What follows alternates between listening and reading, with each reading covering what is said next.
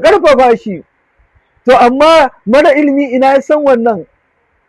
Gaba ɗaya an ban mu a baya, ba bokon ba, ba addinin ba, ba morewar rayuwa ba. Wallahi ta kai ga yanzu in su daga cikin al'ummar mu ba ma su san wutan nefa ba, saboda rashin wuta da ake fama da shi.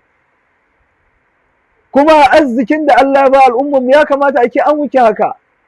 To saboda haka shi yasa masu ilimi wallahi ku hito ku goyi bayan mutanen kirki, su tsaya a tsaye da su takara.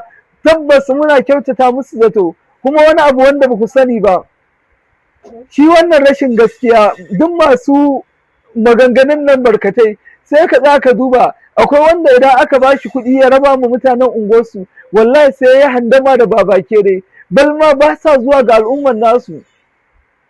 To amma ga wanda ake kyautata ma zato, ga waɗanda muke kyautata ma zato, to mu ƙarfafa musu. Yayan uwa masu albarka, wannan shine abin da zan faɗi dangane da wannan abubuwan da suke faruwa da kuma zubar jinin da ake yi a cikin al'ummar nan tamu. Allah ya yi mana maganin wannan matsalar tsaro. Allah ya sa mu wanye lafiya.